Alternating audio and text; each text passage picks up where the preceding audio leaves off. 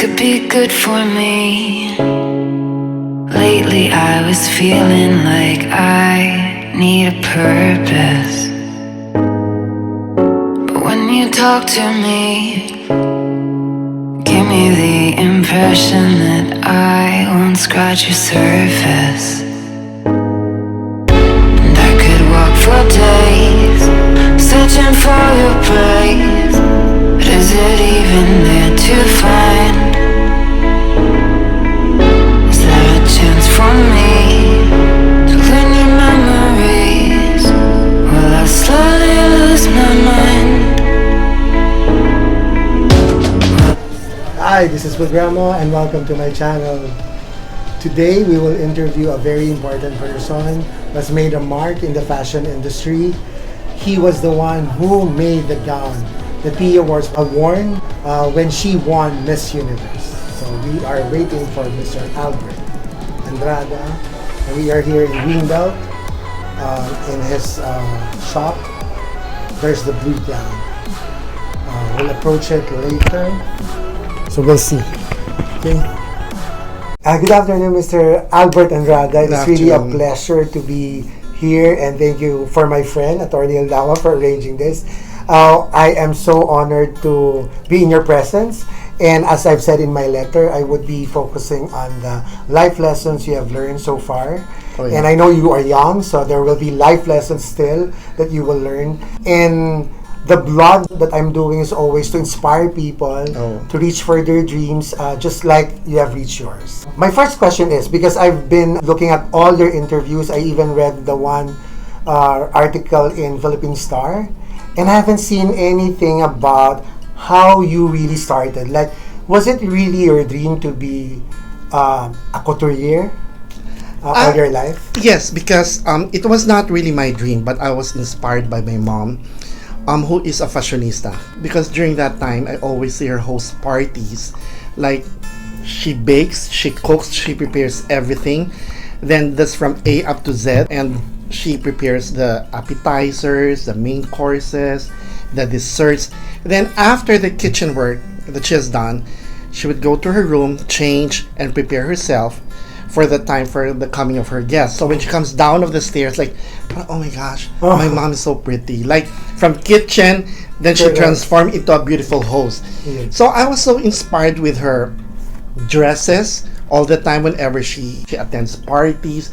Even when she drives, she wears gloves, she wears a bandana, she wears glasses. I'm so fascinated with her.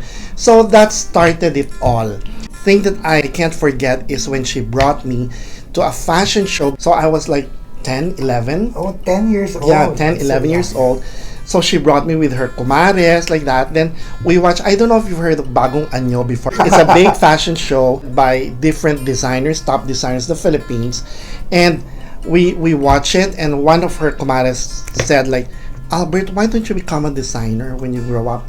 So that's stuck into my head. You're like, oh, yeah, it is nice. I just want to be with beautiful people, beautiful surroundings. It makes myself very positive, a character in a positive manner. Mm-hmm. So it's not physically. Do you remember one top designer at that show? Like, oh yes, we have a lot. It like was in the what, 70s or 80s? Yes, that's 70s. We have Pitoy Santiago de Manila, Pitoy Moreno. We have Mang Ben. Now we have very, very good design, and that's what they call couture. Couture. And what the popular place before for couturiers is the Malate Circle. Yeah, that's where all couturiers stay. Yeah, I think there's Alonso. Aria Alonso. Yes, that's it. I'm so inspired by these people. Even Joe Salazar is my favorite, and his trip is in San Antonio, where my mom and my dad lies also. So whenever I visit my mom and my dad in their trips, I go down to Joe Salazar's also, and I was like, Joe, give me the wisdom always. Yeah, so like do you consider Joe Salazar as one of your mentors? Or not mentors, inspiration. Because when you say mentor is a person who guides you into your journey. Like my mentor is Ching Santos. Okay. Yeah, Ching the one Santos. Who used to do for Cory Aquino. So from that fashion show wherein somebody told you should be this designer, How did you did you take up fashion design in college, or I'm was it professionally? Yeah, I'm typical pasaway, you know. My mom sent me to UST. Okay. UST. So I took up interior design. Okay. But then it wasn't really my cup of tea. I just want to follow my heart. I just want to follow my dream. I just want to follow whatever dictates in me. Correct. You know, because sometimes kasi, no offense to mom and dads, but you know, I'll let your son have what they want. Correct. You know, because even though you have them like study medicine, I have friends who studied medicine who is a very good surgeon, but he landed into designing. Yes, believe it or not. I have lots of friends who are professionals, but they all landed as designers because that's where their hearts are. That's it. So nice that you went to UST. I also went to UST for college. What happened to your interior design course? As I told you, I said no. I don't think I wanted this. Okay. You know, and actually they wanted me to be in architecture. But architecture, my yeah. dad is an engineer. So sige, if you don't want to be an engineer, first Be an architect. my mom wants me to be a doctor. Okay. I just had like a year. Then I said I went to Slims right away. The fashion instead school. instead of enrolling again, what I did, I enrolled in Slims, and I didn't tell her that. Yeah. So my fear was, how could I tell her? You know.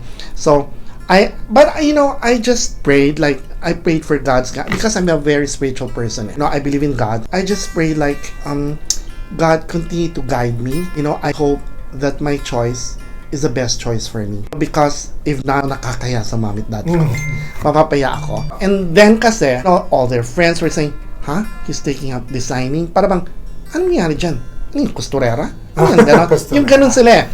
Walang pera dyan. Walang pera. Yung gano'n silang lahat. You know, they don't believe sa mga designers. It's only lang naman now that people believe in designers na. Pero before, no. Oh. Not really. Not as intense as now. Okay. So moving forward, so you went to Slim's fashion school. Yes. That is already an institution in the Philippines. Yes. How did you end up in Dubai? Yeah. So after my studies in Slims, my dad kasi used to travel a lot, so it's always my mom who's with me. She woke me up. She said, "Albert, can you drive for me?" Huh? Siyempre, pag bata ka, drive for you. It's only 10 o'clock. You know, I have to sleep. You know naman how kids are. Correct. So, sabi ko, mom, sabi ko, siya naman yung driver, bait ako. No, you come with us na lang kahit nandiyan yung driver. Huh? So, nakasimangot pa ako, sumama ako, you know. Then, we ended sa isang space na she has a key, then she opened it, then you know what she said? Albert, this is your shop. Oh. Sabi ko, my gosh, yung parang, sumimangot pa ako kanina, ayoko pa sumama. Yung parang, she has a surprise for me. Where was that? That was in Quezon City, pa in Camias. Okay. You know, so, kasi I grew up in Camias, in Quezon City. So, she said, this will be your shop. So, parang nabigla ako, parang, am I ready for this? Yung parang ganon. Kasi, syempre, hindi ako naging assistant designer. I was being mentored lang.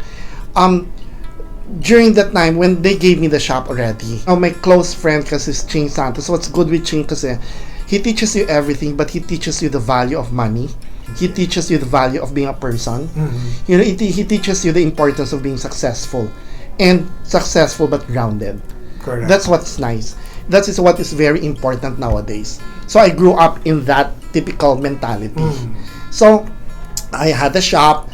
After like I think 4 years, somebody offered me a job in the Middle East. So I said, this is challenging. So what made me decide it is because that time I won the bidding in United Coconut Planters Bank, in UCPB. As a young designer, you know, it was an honor for me because I won two categories of their managers' uniform. So you know how big it is. Correct. So before that was like millions. Tapos, nagkagulong Pilipinas.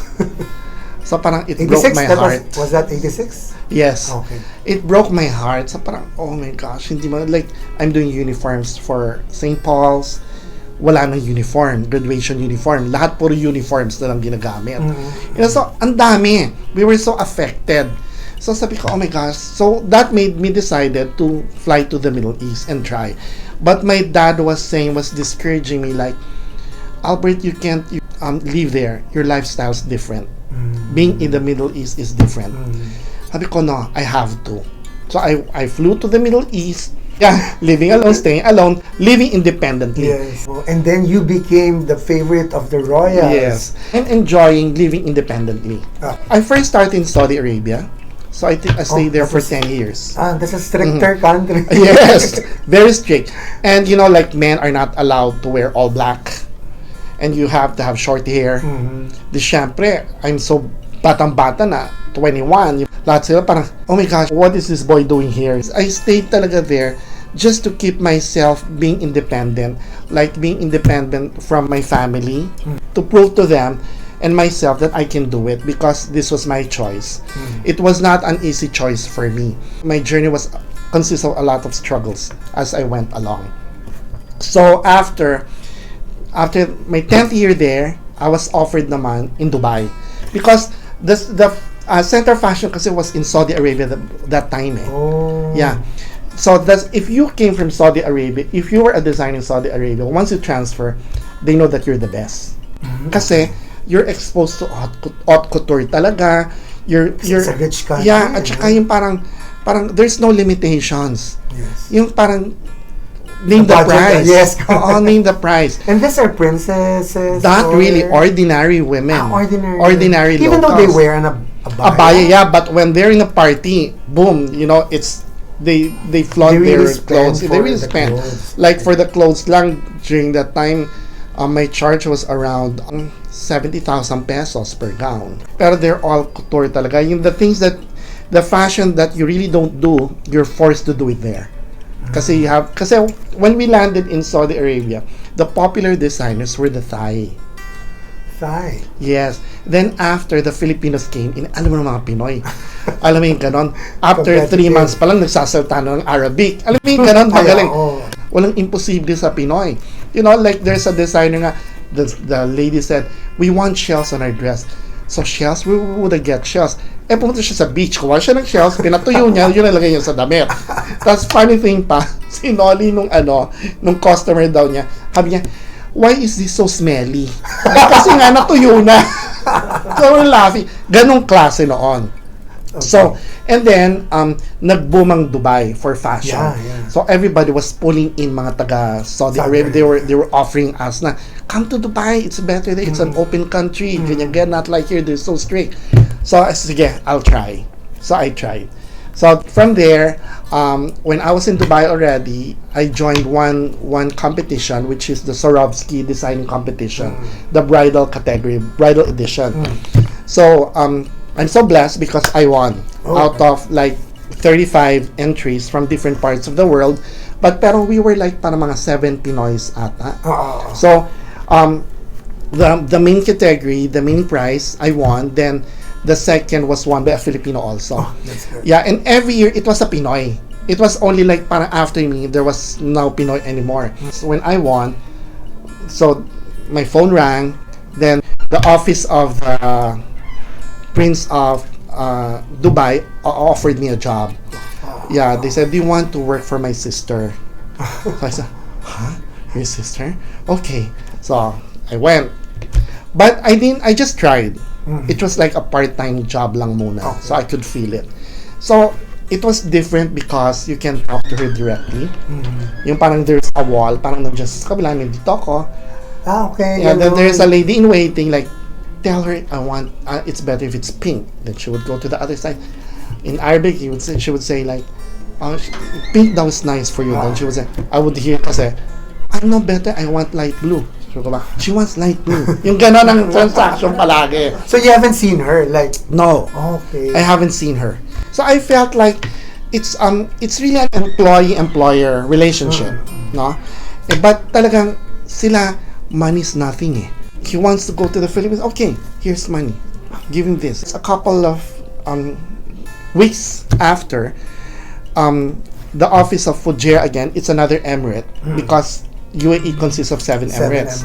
So Dubai is one and Fujairah is one. Fujairah is the port capital. So that's where I think they're the largest banker now in the whole world.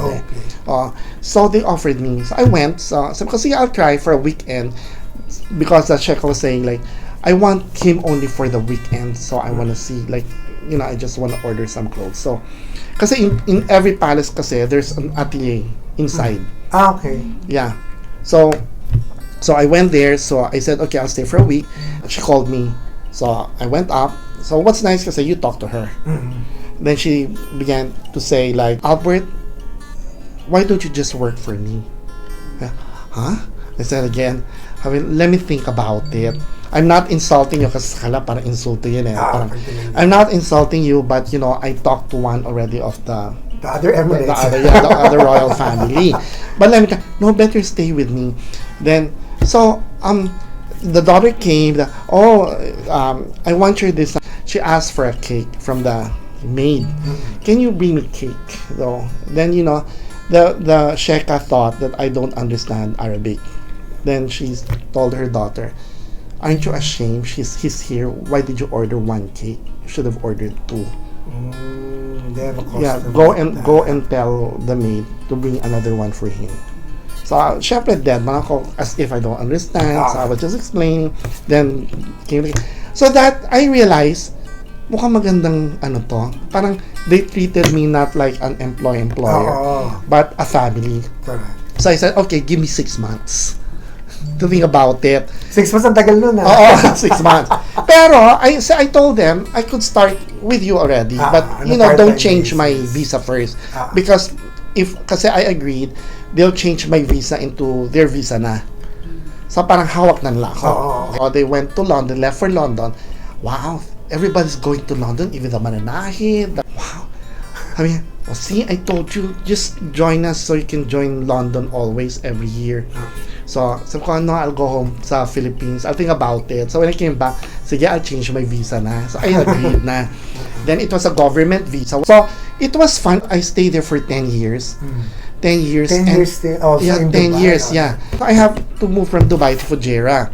So, I stayed there for 10 years, and every year we stay in London for 3 months. Noon excited pa ako, London. Yung ganyan. Pero pag sabi, Albert, you're going to London. Huh? London again?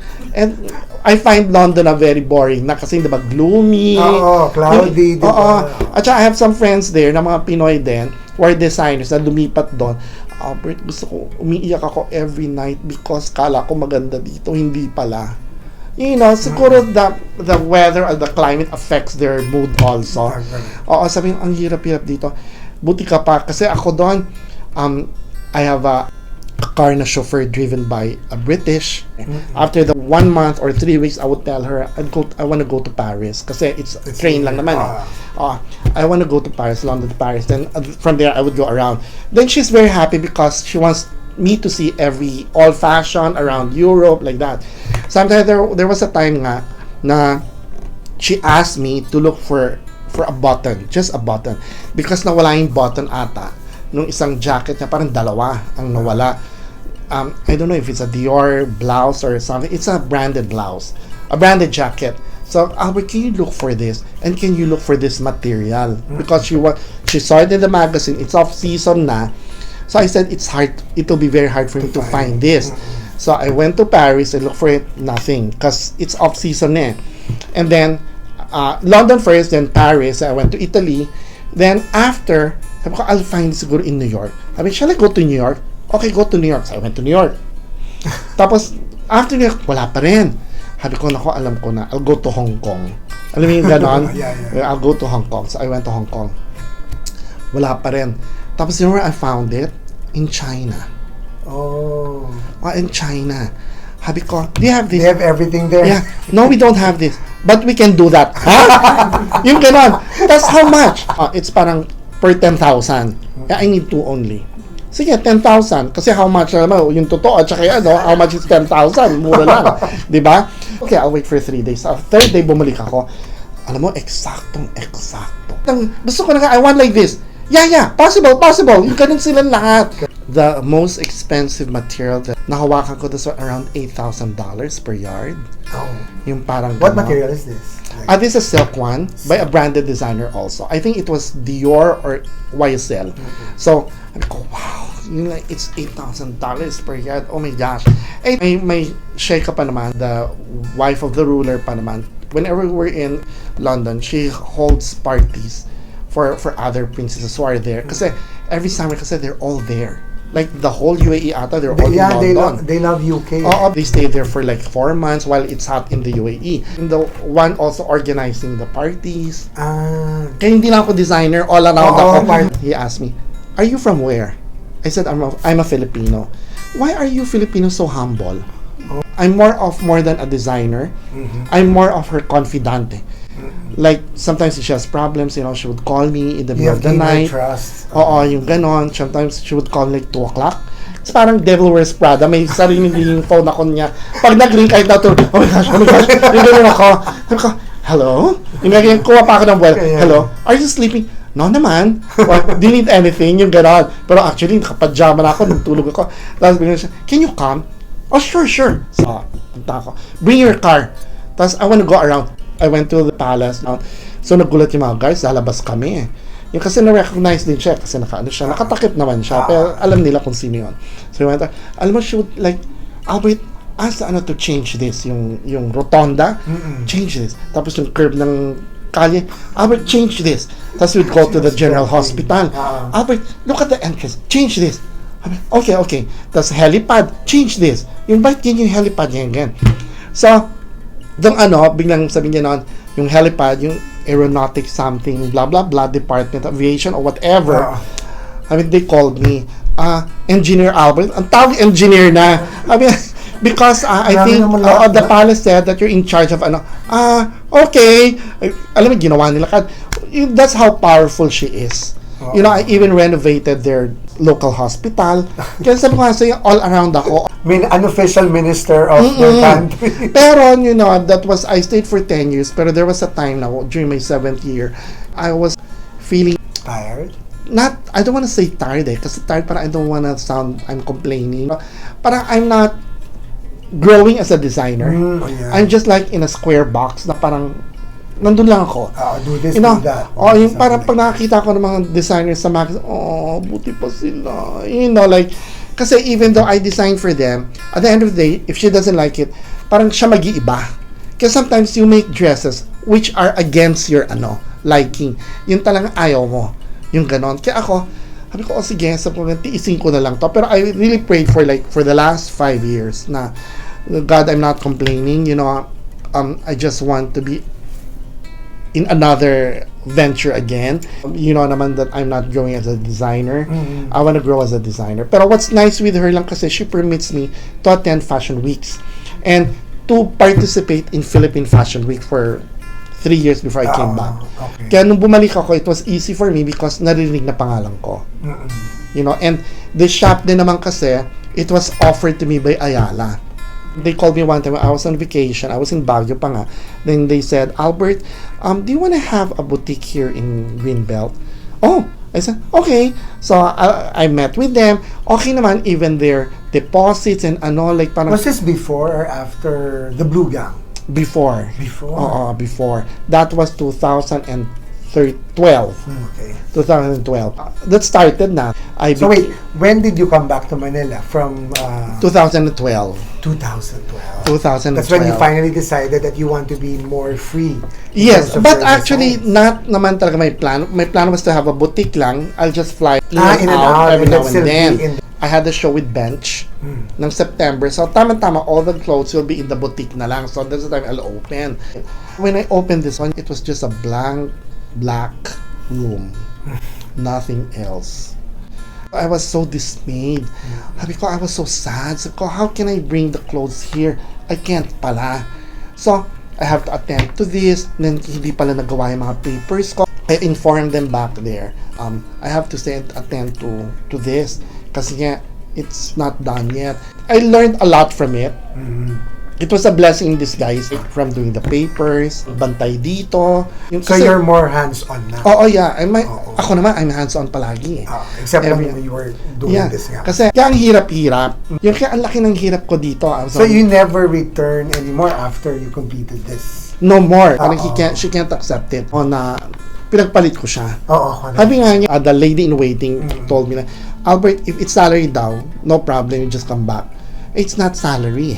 You know, because I felt na lang doon when I was here na you can't live your business. You have to be present talaga. So I have to tell her I can't go. So I gave up.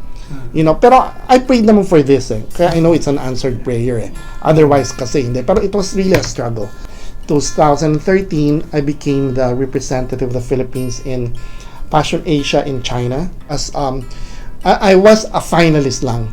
So I was sent there. I didn't win the competition, pero my collection was modesty aside was the most applauded in the kaya they were surprised na hindi daw nanalo. Tapos second 2014 I was sa Malaysia. 2014 I was sent naman sa Malaysia. There I won. Sa Mercedes-Benz Fashion, it's a prestigious one naman.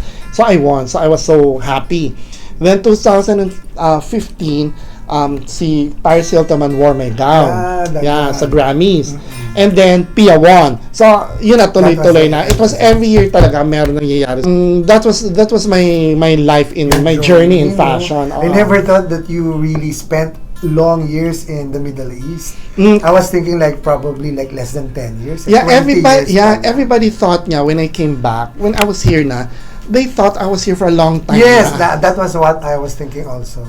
Kaya parang sabi ko, parang tabi-tabi lang po. Yung kasi syempre ang daming because bago ka lang, yung parang yun. Correct. Kasi your name now is so like synonymous with being famous, being popular. So I always tell people even my students before, I always tell them, every first day of the term, I always pray. And you know what my first assignment always is? I asked them to make a report to have a dinner with their family, their mother and father, and their siblings if possible. So, parang sila bakit? Yung parang ganon. Anong connection ito sa fashion design? I need a report tomorrow. Ganyan kagad ako. So, they would submit naman. So, it's nice. So, I told them, my reason for this, for giving this assignment, since it's your first day in school, I just want to plant a seed in your heart that you have to be very grateful with anyone, especially your parents. Because I always tell them emotional ako pag ganito because it's very important to honor your parents because once you honor your parents, it's the only commandment that God has given you that He has a promise, that God promised that He will bless you. So it's very important because if you're in this journey kasi in fashion, it's not a very easy one. It's a tough job. There will be a lot of temptations. There will be a lot of trials which will push you to give up. But if it's in your heart, like a dream to be a fashion designer, don't give up. For me, once you stumble, it's a lesson how to stand up again. Every time you stumble, you learn a lot from it. And I always tell my students kasi you always have to keep relationships or you have to be nice with people whether you like him or not because sometimes the people or the person whom you hate so much will be the person who will help you eventually. I believe in that. It's very important. It's not just being you're a good designer. It's always a good character, a good person, and a good designer. Kasi I know a lot of good designers who doesn't make it talaga real big because the attitude is different. A worldly attitude. Sabi ko this is very important. You keep relationships, especially with your parents, because who would send you to school for 980,000? Diba? Even for 200,000. True. Dapat nga kayo na nagbabayad na hindi parents nyo True. It's not their obligation. It's yours. That is your life. You should know how to start your life. I always tell them that. Whenever I teach kasi, it's always also, I do character building. Once you get there, you tend to forget everything. Sometimes you tend to forget your family. Once you become famous, your friends tend to go away further from you because they thought hindi na sila bagay sa'yo. Narinig ko na they would say na, iba na si Albert kasi dati tumatawag sila. Pero hello, pwede bang kayo naman tumawag sa akin? Kasi busy akong tao. Yung the two-way traffic, you have to reach out to each other. It doesn't mean na pag hindi mo tumatawag, wala na kayo. So, I always tell them, once you become successful, once you're alone na kasi, nandyan yung loneliness pumapasok because, you can't just be successful alone You can't just be happy alone. Sabi nga Diane Ross in Mahogany, success is nothing without someone you love, which is very true. You know, because you don't have any inspiration. You know, being a successful kasi, you have to be somebody who would leave an impact to lives of other people. But you have to serve people. You have, for me kasi, being successful, you have to share your success. You would be an inspiration to them. Ako kasi, I'm a person who's not into, yung parang, if you're successful or famous, hindi pwede ako makita sa mang-inasal. Hindi ako ganun eh. You know, kung anong gusto ko, yun ang gagawin ko. You know, hindi ako yung tao na... In your articles nga, you were regarded as humble. Oh, kasi I'm not that type of person kasi na successful na kailangan makita mo sa ganito, ganyan. Kaya kung minsan, most of my work, I don't post it in Facebook. Kasi baka mayabangan sila. Kasi parang, you know, kasi sometimes kasi that would trigger envy ng tao. Ng ibang tao, which I don't like, which I hate. Kaya kung minsan nga, parang hindi ko naman gawa ito, naging successful ako. I mean, gawa ko pero hindi ko yung parang talagang it's not the end all yes. of your... At saka I work hard for this. Yung sabi ko, hindi to biglang dumating lang sa akin.